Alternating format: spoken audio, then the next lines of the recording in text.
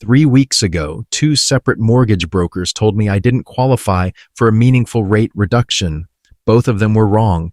And the reason they were wrong is the exact same reason most homeowners right now are either sitting on savings they don't know exist, or refinancing at the wrong moment and bleeding money they think they're keeping. I'm now paying $389 less every single month. The move cost me $0 up front.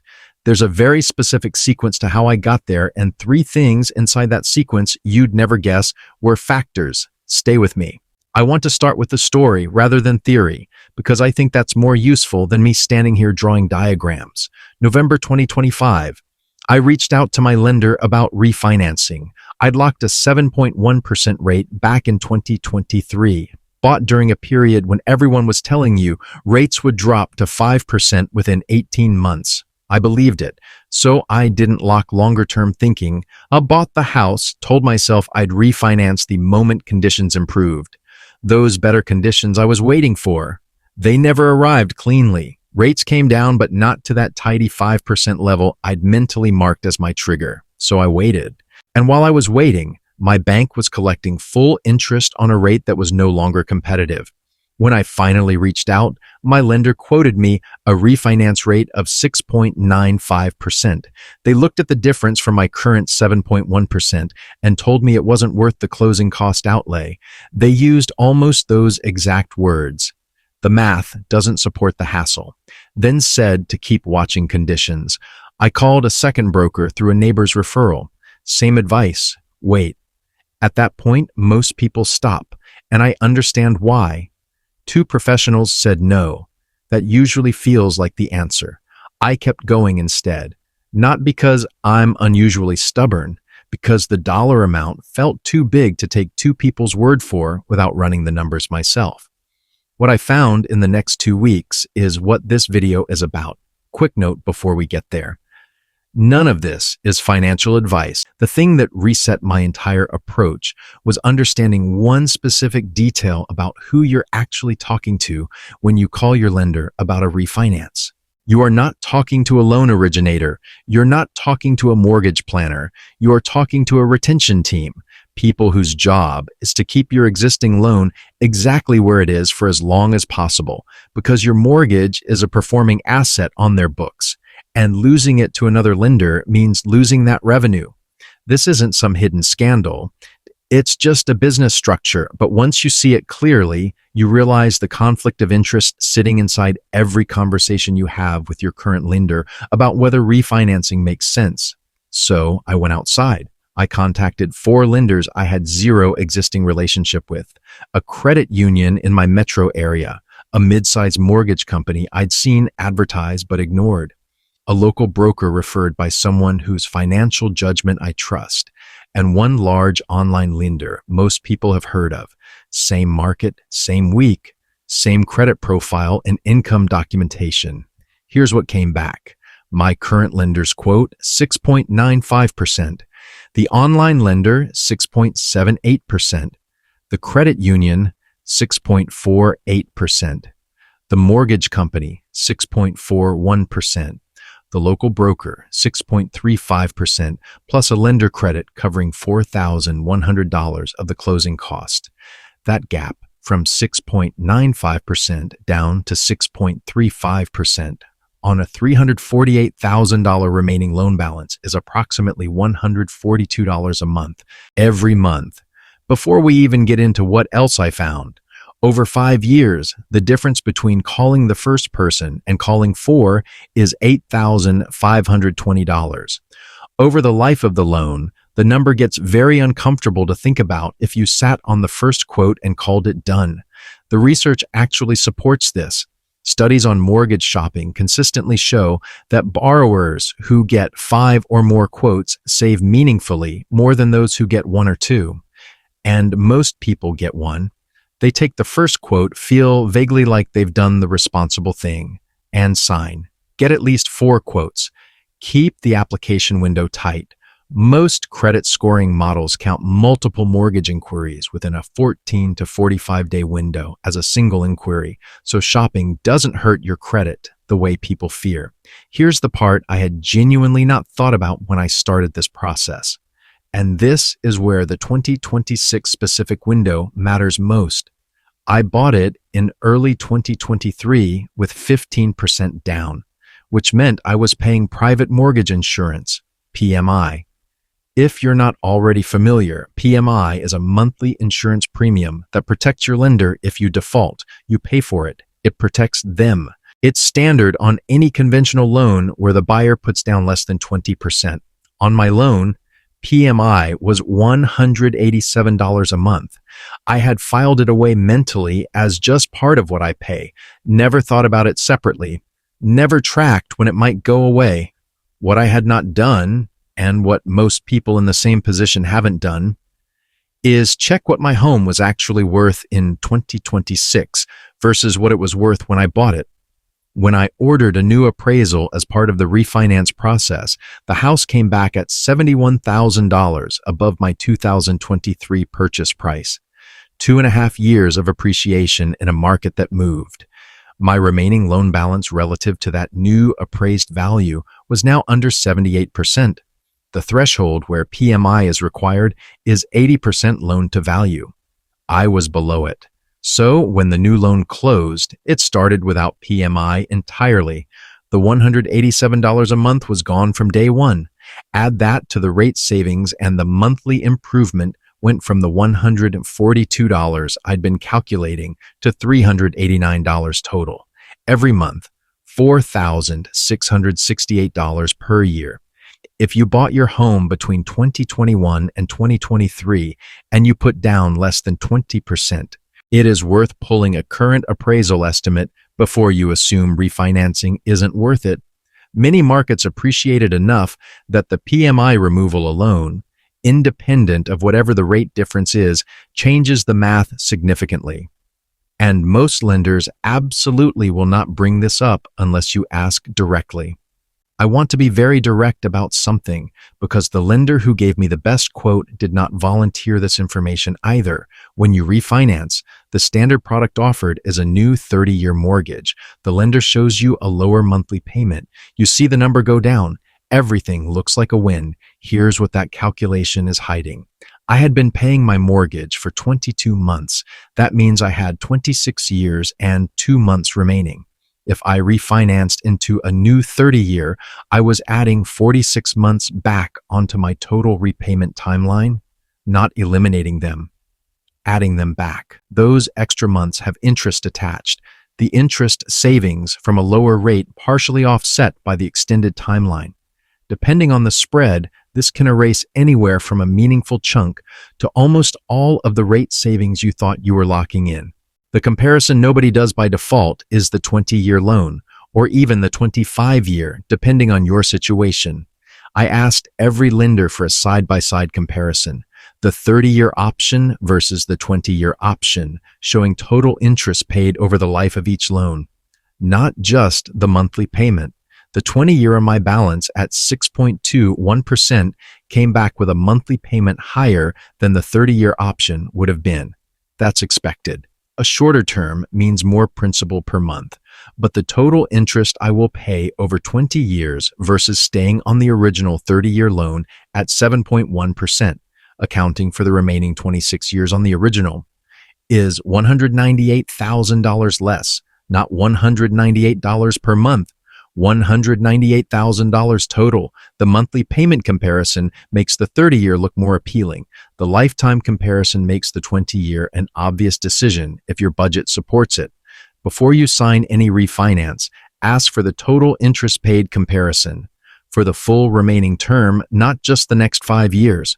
If a lender won't run that comparison for you clearly and without rushing through it, you are talking to someone whose incentives don't fully align with yours. This is the thing none of the 4 brokers mentioned until I specifically asked. And I only knew to ask because I'd read about it in an unrelated context months earlier. It's called a float down option on your rate lock. Here's the standard situation. When you apply, a lender locks your rate. meaning they commit to that rate for 30, 45, or 60 days while the application processes. If rates rise during that window, you're protected. If rates fall, you're locked at the higher number.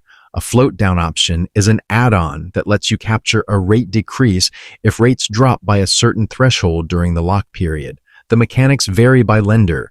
Usually the rate needs to move at least 0.25% before the float down triggers, and you capture some portion of that move, not all of it. But the trigger is real. In the current environment, this matters. Rate movements of 0.25% or more in a 45-day window are not unusual. Economic data releases, Fed commentary, inflation readings, any of these can shift rates meaningfully in a short span. When I asked each lender specifically about float-down options, one had a cost attached, two offered it at no charge, and one didn't offer it at all. I went with one of the no-cost options. About 3 weeks into the process, the rate environment moved slightly. I triggered the float down.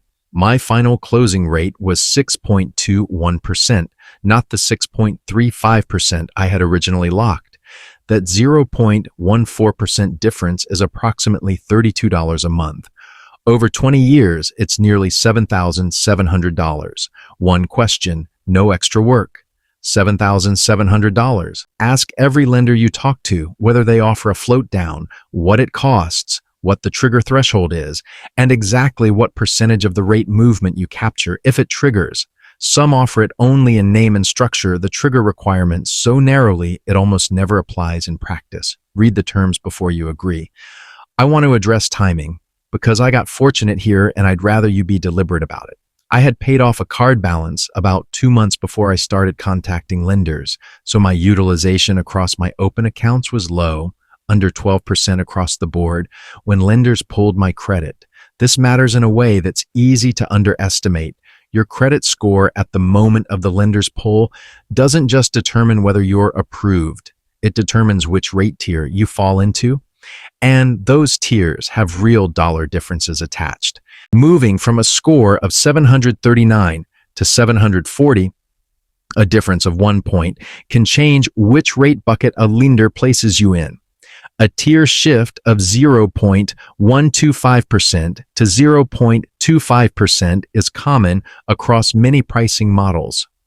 On a $350,000 loan, 0.25% is roughly $55 a month. Over 20 years, that's more than $13,000. The practical preparation looks like this. 90 days before you plan to apply, pay every open credit card balance down below 15% of the credit limit. Under 10% if you can get there. Don't open any new accounts during this window. Don't let anyone pull your credit for any other reason. Not a car loan inquiry, not a store card, nothing. Then pull your own credit report. Annualcreditreport.com is the official source. It's free, it doesn't affect your score. Go through it looking for errors, not just fraud or stolen accounts. Look for legitimate accounts that show incorrect payment status. Balances that don't match your records, accounts that shouldn't still be open. 1 in 5 consumer credit reports contains an error meaningful enough to affect the score. Dispute what's wrong. The 90-day window gives most legitimate disputes time to resolve before you apply. The borrowers who receive the most competitive rate offers are often the ones who deliberately prepared for the application, not just people who happen to have decent credit casually. This part makes people uncomfortable. It shouldn't, but it does. Closing costs are negotiable. Not every line item, not endlessly, not with every lender. But the origination fee, one of the largest single costs on most loan estimates paid directly to the lender, is regularly reduced for strong borrowers who show up with competing offers in hand. The language that works is direct. I have a competing quote at X rate with lower origination fees. Is there room to reduce your origination costs to make the comparison closer? That's the full conversation. You're not demanding they work for free. You're informing them you've done your homework and you're giving them the chance to compete. When I went back to the credit union after receiving the broker's terms with the lower rate and the lender credit, the credit union agreed to reduce their origination fee by $1,800. They didn't offer it unprompted. I asked once, using something close to those words, and they responded, One exchange, $1,800. The loan estimate document, lenders are legally required to provide this within 3 business days of receiving your full application, is your comparison tool. It breaks down every cost in a standardized format, line by line across 4 different lenders. It becomes very clear very fast where the differences actually are. Some costs on the estimate are set by third parties and genuinely non-negotiable. Title insurance, recording fees, prepaid interest, these are largely fixed. The origination fee, the processing fee in some cases, points, these are lender-controlled and worth pushing on if you have leverage. Asking is expected in a transaction of this size.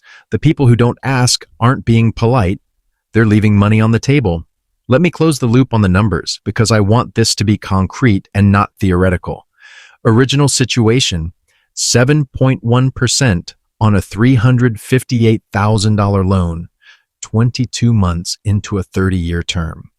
Monthly payment including PMI, $2,741. 26 years and 2 months remaining. Actions taken, contacted 4 lenders rather than 1, asked about float-down options and added one at no cost, had an updated appraisal done as part of the process, compared 30-year and 20-year terms side by side, pushed back on origination fees with competing quote in hand. Final result, 6.21% on a new 20-year loan. Remaining balance of $348,000.